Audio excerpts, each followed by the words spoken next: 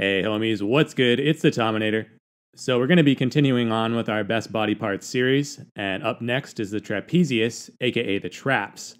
From the front, the traps are visible as those sloping segments of muscle on either side of the neck, and from behind, it's those twin columns situated in the middle part of the upper back, which together form something of a diamond or butterfly shape depending on the pose.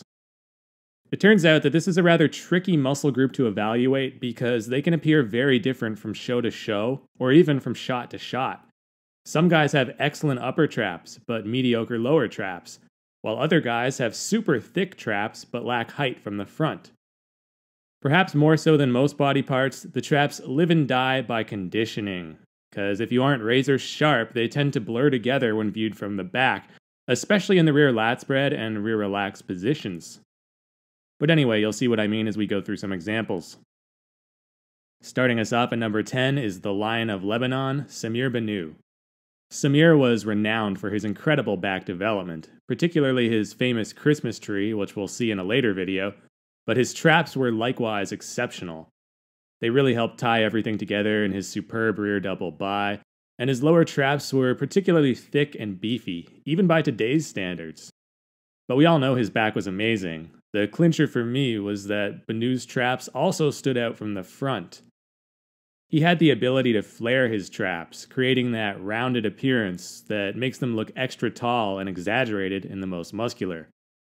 And we'll see this feature again a little later in another entry on the list, where I'll explain it in further detail. But for now, Samir Bannout definitely deserves a spot here, and I feel he's somewhat underrated when it comes to his trap development. Bertil Fox is our first honorable mention. Most people probably consider his traps to be superior to Bannout's because they looked so monstrous from the front, but in reality, Bannout was more complete in this area by far, because when Bertil turned around, his lower traps were revealed to be weak as hell. No way does this make the top 10. Moving on to number 9, I gotta confess I had a tough time deciding who should take this spot, but ultimately went with ROELLY Winkler. Now, ROELLY probably isn't the first guy that jumps to mind when you think of world-class traps, given that his shoulders and arms are so dominant. But if you look closely and really focus on this muscle, you'll find that ROELLY has some of the most massive traps you've ever seen. I mean, where did his neck even go? It's been swallowed up by those mountains of muscle. ROELLY has some of the best upper traps ever, hands down. His lower traps aren't quite as mind-blowing though, as we can see here in the back double. Sure, they're still far above average, but this is his weakest shot as far as the traps are concerned. In the rear lat spread, however, they look super wide and thick, same goes for the rear relaxed. As long as ROELLY comes in decent shape, his traps are arguably the best to be found in the pro ranks today.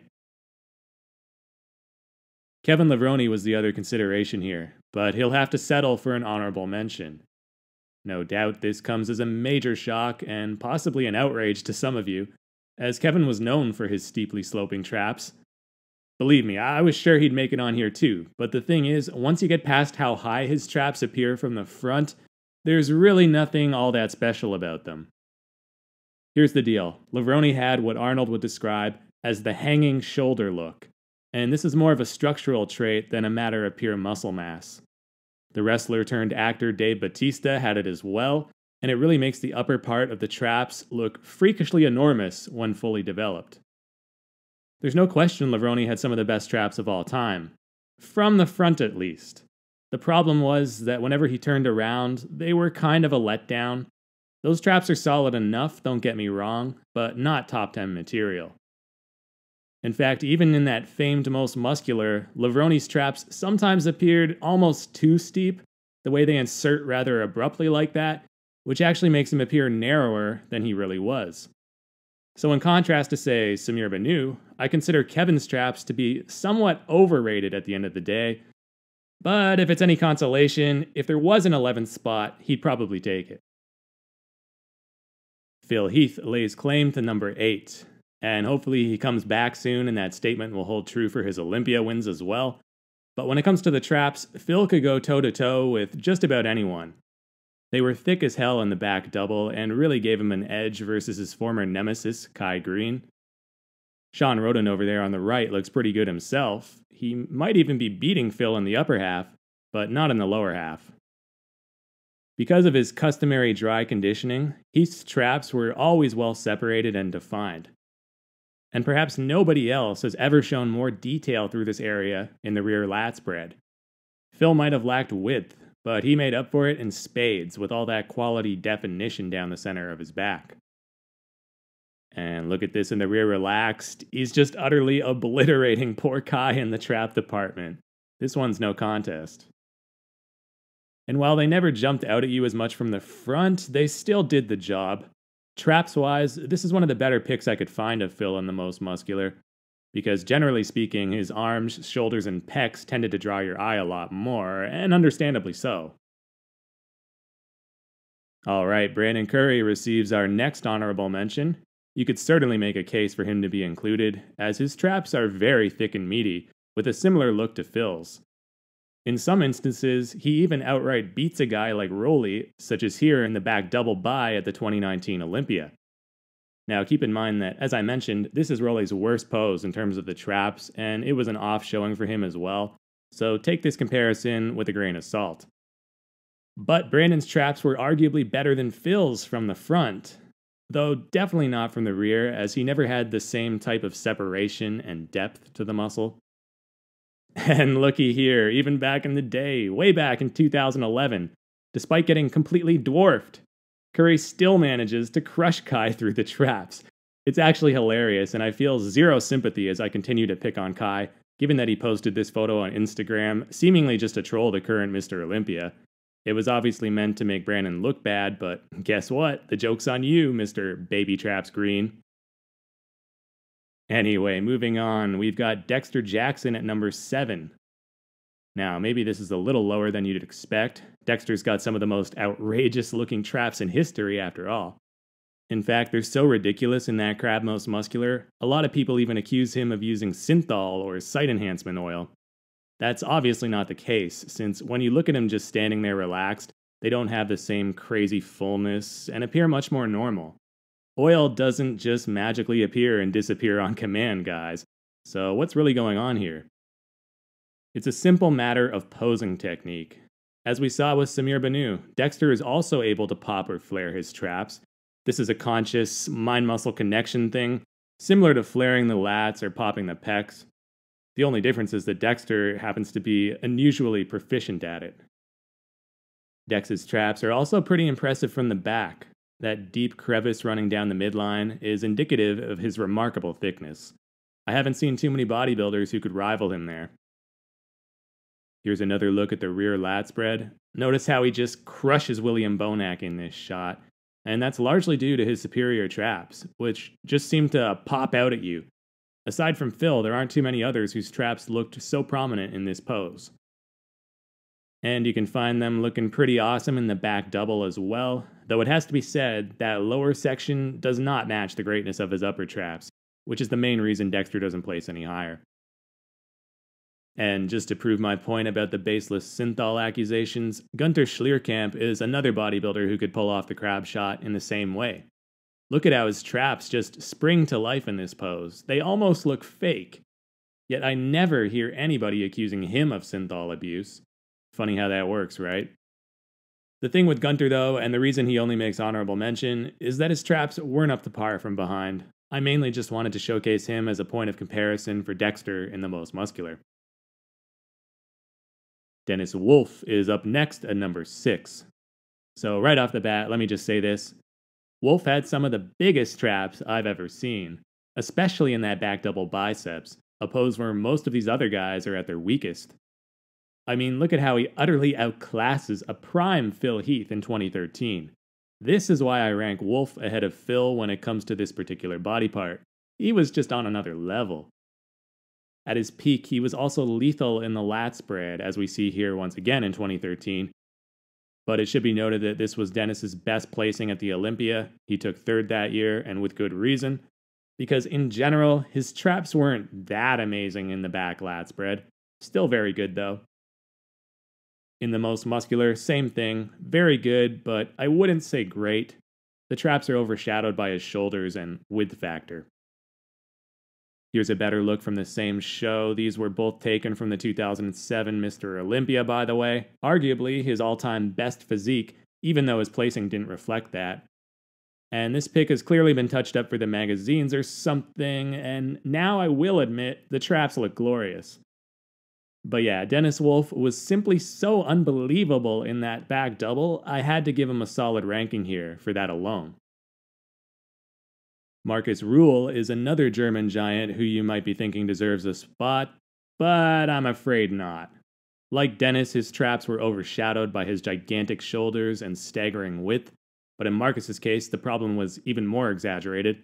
Plus, when you factor in those incredible pecs he had, I'm sorry guys, his traps look positively undersized in comparison. There's just no way. He's an honorable mention here at best. Okay, and this next entry will likely surprise a lot of you, because even though he's a former Arnold Classic winner, he remains relatively obscure. Mike Francois, ladies and gentlemen, is your number 5. Believe it or not, both Louis Marco and Muscle Mutant completely forgot about this guy when they did their best traps videos years ago, so I'm very glad I gave him a proper look and didn't pass him up, because holy cow, did this dude ever have some gnarly traps. Talk about density. Francois possessed the kind of extreme thickness that only comes from lifting heavy-ass weights, and it's an attribute he shares with the remaining 4 bodybuilders. I never got to see his workouts, but apparently Mike was lifting some very impressive poundages back in the day, and with a back like that, I'm sure heavy deadlifts were a staple in his routine. Francois' traps looked terrific no matter the angle or pose. The only criticism I can give is that they did appear a little short in that back double biceps, which of course is no fault of his own, that's just genetics. But look at him here holding his own next to Yates at the 1997 Olympia. Dorian might have been a far cry from his best that year, but his back itself was arguably the best it had ever been, and almost certainly at its absolute largest. It's this picture that convinced me, more than any other, that Francois ought to be counted among the top 5. Justin Compton is another honorable mention. Compton's traps were very good, especially in relation to the rest of his back, given that his lats were underdeveloped. They looked really full in that back double, and I remember being pleasantly surprised with him at the 2015 Arnold Classic. But outside of that contest and that one pose, they honestly weren't anything to write home about. Joel Stubbs makes his debut here at number 4. Stubbs' back was insanely good, okay? We're talking world class. Arguably even the best of all time, despite him never placing well at the Olympia. I don't know about you, but when I hear the name Joel Stubbs, I immediately think about those mammoth hanging lats he had. But on second glance, the traps were equally retarded. Look at how downright dominant they were in his back double biceps shot. Other than Dennis Wolf, I can't think of anybody else whose traps look better in this pose. And in the lat spread, my god, this is what I meant about the butterfly shape, guys. You can see it clearly here. They form almost like an X shape in the middle of his back. Now, technically speaking, the lowest portion there is actually part of the lats, I believe.